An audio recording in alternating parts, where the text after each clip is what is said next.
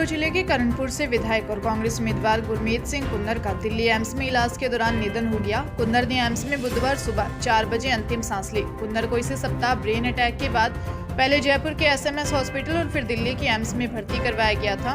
गुरमीत कुन्नर के निधन के बाद अब करणपुर सीट पर 25 नवंबर को वोटिंग नहीं होगी। इस सीट पर अब चुनाव आयोग बाद में चुनाव करवाएगा।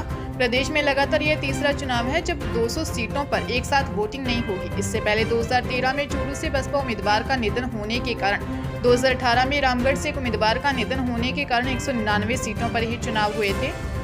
गुरमीत सिंह कुन्नर इस बार बेटे रुपेंद्र सिंह कुन्नर के लिए टिकट मांग रहे थे। कांग्रेस वॉर रूम में फीडबैक बैठकों के दौरान सितंबर में कुन्नर ने वरिष्ठ नेताओं से मिलकर बेटे को टिकट देने की मांग की थी। कुन्नर ने मीडिया से बातचीत में कहा था कि बेटे को टिकट दे दें तो मेरा पिंड छूटे। श्री करणपुर में इतने साल तक दूसरा कोई दावेदार रहा ही नहीं, सब खिस गए। राजस्थान विधानसभा चुनाव में इस बार अजब गजब मुकाबले देखने को मिल रहे हैं। सांप पकड़ने वाले से लेकर चाय वाले तक ने नामांकन किया है। वहीं एक नरेगा मजदूर 32वीं बार चुनाव लड़ रहा है। पिता बेटी पति पत्नी एक दूसरे के खिलाफ चुनाव लड़ रहे हैं, एक दूसरे के खिलाफ प्रचार कर रहे हैं। वहीं कुछ सीटों पर लोग गफलत में हैं कि उनका उम्मीदवार कौन सा है। दरअसल कुछ सीटें ऐसी हैं जहां एक ही नाम के कई उम्मीदवार मैदान में हैं। सबसे पहले बयाना के रहने वाले मुन्नीराम जाटव के बारे में बताते हैं। भरतपुर जिले के बयाना से भारतीय युवा जनता पार्टी के प्रत्याशी हैं। मुन्नीराम ने बीएड कर रखी है लेकिन नौकरी नहीं लगी। घर परिवार चलाने के लिए बयाना के लाल दरवाजा स्थित रेलवे फाटक पर चाय नमकीन बिस्टिक की थड़ी लगाते हैं, उसी से गुजारा करते हैं। परिवार में उनकी पत्नी और 2 बेटे और एक बहू है। नामांकन भरने के बाद से मुन्नीराम ने अपनी थड़ी पर चाय बनाना छोड़ दिया है।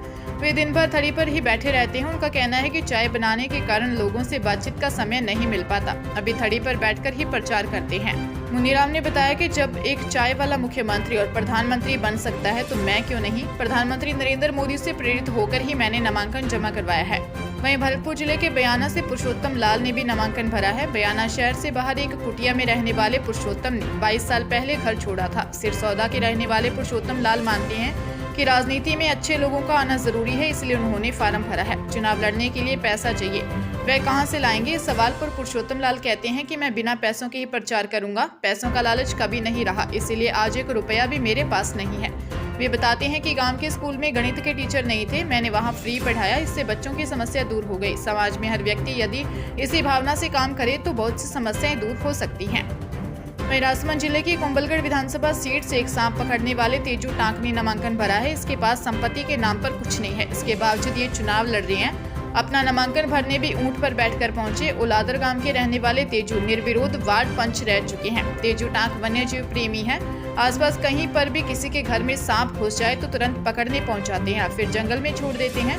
वे बताते हैं कि राजनेता समस्याओं को केवल अटकाते हैं, इसलिए तेजू ने कुंभलगढ़ से जयपुर में विधानसभा तक साइकिल पर यात्रा भी की थी ताकि सरकार का ध्यान लोगों की समस्याओं की ओर खींच सकें। जब किसी ने नहीं सुना तो उन्होंने चुनाव लड़ने का फैसला किया है। चुनाव लड़ने के लिए तेजू के पास पैसे नहीं है, लेकिन वे मानते हैं कि परिणाम कुछ भी आए, कम से कम मैं यह तो कह सकता हूँ कि बड़े बड़े नेताओं के सामने मैंने लड़ाई लड़ी। दीपावली के बाद जहां मौसम में ठंडक बढ़ गई है, वही राजनीतिक गर्माहट भी लगातार बढ़ रही है। अगले 9 दिनों में देश भर से कांग्रेस और भाजपा के दिग्गज नेता राजस्थान में डेरा डालेंगे। इस दौरान भाषण और आरोप प्रत्यारोप का दौर चलेगा। आज प्रधानमंत्री मोदी बायतू आ रहे हैं। 18 तारीख को वह भरतपुर और नागौर में रहेंगे। इसके अलावा 22 नवंबर को जयपुर में उनका एक रोड शो जयपुर में प्रस्तावित है, जो कि करीब 9 से 10 किलोमीटर लंबा होगा। इसके बाद 23 तारीख को वह भाजपा के चुनावी अभियान का समापन जोधपुर में एक बड़ी रैली के साथ करेंगे। वहीं गृह मंत्री अमित शाह 16 तारीख को देवली, चारभुजा, कुंभलगढ़ और देवगढ़ आ रहे हैं। इसके बाद 18 को हिंडौली, मसूदा, नसीराबाद और अजमेर में आएंगे। अजमेर में उनका एक रोड शो भी प्रस्तावित है। भाजपा अध्यक्ष जेपी नड्डा 16 तारीख को महुआ और सेकराय में जनसभा को संबोधित करेंगे और 17 तारीख को वह औसिया, पेपाड़ और जैसलमेर में जनसभा को संबोधित करेंगे। जहां भारतीय जनता पार्टी के प्रदेश स्तर के नेता आप अपनी अपनी सीट पर फोकस किए हुए हैं। वहीं वसुंधरा राजे ने अगले 3 दिन का अपना ट्रैवल प्लान जारी किया है।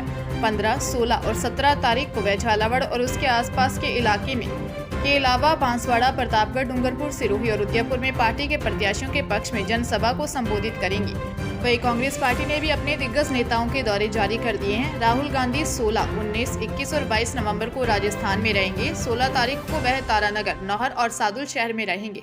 19 तारीख को जयपुर और डीडवाना का कार्यक्रम प्रस्तावित है। 21 तारीख को उदयपुर और नदबई में हो सकते हैं। इसके बाद 22 तारीख को केकड़ी में उनका एक कार्यक्रम हो सकता है। वहीं प्रियंका गांधी वाड्रा 17 तारीख को सागवाड़ा, और चित्तौड़गढ़ में आ रही हैं। 20 तारीख को जालोर और सिरोही में होंगी और 21 तारीख को सोजत में उनका एक कार्यक्रम प्रस्तावित है। कांग्रेस अध्यक्ष मल्लिकार्जुन खड़गे 18 तारीख को तिजारा में आएंगे। 20 तारीख को सूरतगढ़, अनूपगढ़ और हनुमानगढ़ में उनके कार्यक्रम हैं। 21 तारीख को वह मावली, कोटा और उदयपुर आएंगे। उदयपुर में उनके करीबी कांग्रेस प्रवक्ता गौरव वल्लभ चुनावी मैदान में हैं। इन बड़े राष्ट्रीय नेताओं के अलावा AIMIM के असदुद्दीन ओवैसी आज जयपुर में रहेंगे और पूरे दिन उनके कार्यक्रम, road show, door to door meeting और जनसभाएं होंगी। इसके साथ ही 16 तारीख को उनके छोटे भाई अकबरुद्दीन ओवैसी, जिनके भाषण काफी चर्चित हैं, वह भी इन्हीं क्षेत्रों में अपनी पार्टी के लिए समर्थन मांगेंगे। जहां तक चुनावी स्ट्रेटजी की बात करें तो इस बार कांग्रेस बड़ी संगठित सी दिख रही है। उनकी एक क्लियर स्ट्रेटजी सामने आई है। वह गहलोत सरकार के काम और कांग्रेस की 7 गारंटी को फोकस करके आगे बढ़ रही है। इन सभी दिग्गज नेताओं की यात्राएं भी कांग्रेस गारंटी यात्रा का ही एक हिस्सा है।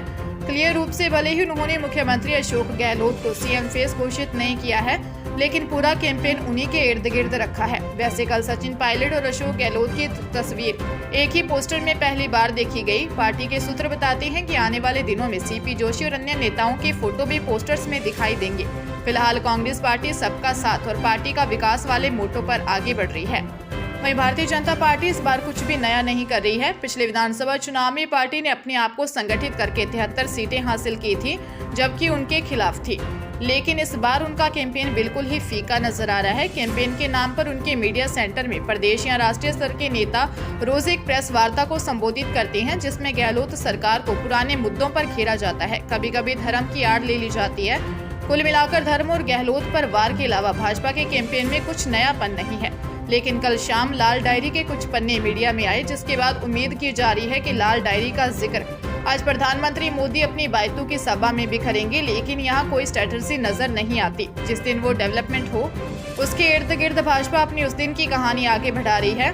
तो अगर कोई क्लियर कैंपेन की बात करें तो भाजपा के पास फिलहाल कोई कैंपेन नहीं है। वह सिर्फ धर्म और गहलोत की विफलताओं के आश्रय चुनावी मैदान में उतरी है। दोनों पार्टियों ने अभी तक अपना चुनावी घोषणा पत्र, जिसे पढ़ समझकर डेमोक्रेसी में एक मतदाता अपना मतदान करता है, अभी तक जारी नहीं किया है। उम्मीद की जा रही है कि 16 तारीख को भारतीय जनता पार्टी अपना घोषणा पत्र जारी करेगी और कांग्रेस 18 या 19 नवंबर को किसी दिन अपना घोषणा पत्र जारी कर सकती है।